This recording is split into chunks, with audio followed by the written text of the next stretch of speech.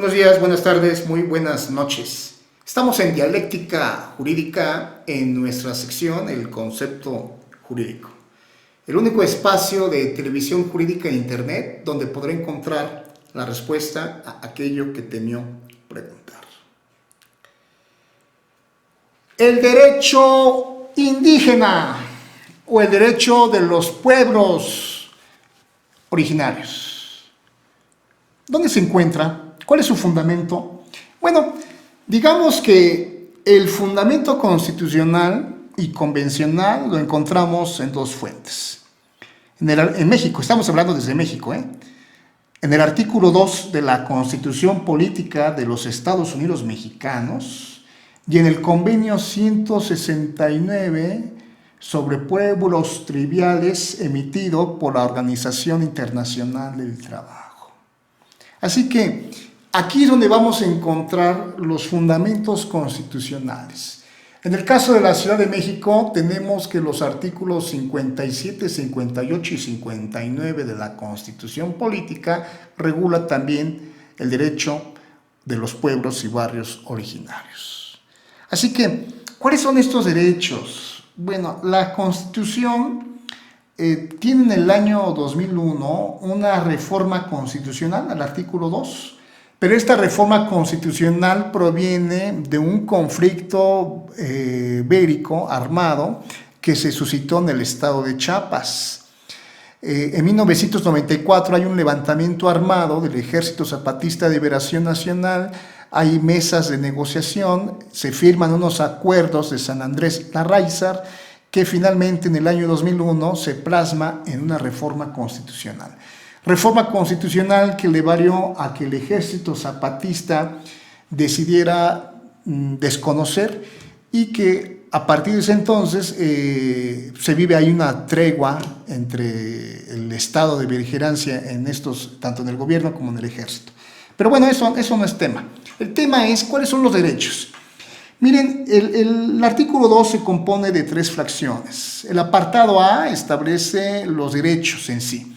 El apartado B establece las obligaciones del Estado y el apartado C se agregó en una reforma constitucional de allá por el año 2019 o 2020. Bueno, miren, ¿cuáles son los derechos? Los pueblos indígenas tienen derecho a la libre determinación y a la autonomía.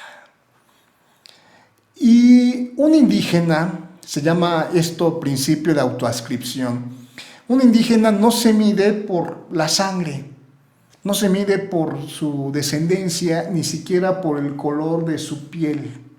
Es por su identidad, es porque se asimila y se dice, yo soy orgullosamente originario, ¿no? Yo soy totonaco orgullosamente, ¿no? Yo soy otomí, yo soy mixteco, yo soy zapoteco, yo soy náhuatl.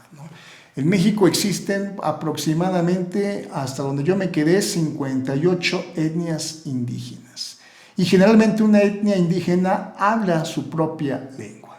Bueno, entonces ese es el derecho de autoadscripción. Existen derechos, el derecho de la libre determinación consiste en decidir las formas en que se tienen que gobernar ellos, aplicar sus sistemas normativos, solucionar sus propios conflictos. Cuando digo aplicar sus propios sistemas normativos, es lo que muchos le llaman regirse por sus propios usos y costumbres. Nada más que el término constitucional es sistemas normativos. Elegir también a sus propias autoridades, enriquecer sus lenguas, conservar sus lenguas, acceder a las diversas modalidades de la propiedad, preservar su medio ambiente. Cuando digo preservar su medio ambiente me refiero al entorno y a sus recursos naturales. Entiéndase, bosques, agua, ¿no? Todo lo que converge en el medio ambiente que rodea a los pueblos originarios. Y Y bueno, también se habla del derecho a elegir sus representantes en los ayuntamientos y el derecho a acceder a la jurisdicción del Estado. El artículo 2 habla de los compromisos que tiene el Estado, fomentar el desarrollo social, la educación, bla, bla, bla. Y el artículo 2, en su apartado C, el reconocimiento de las comunidades mexicoafricanas.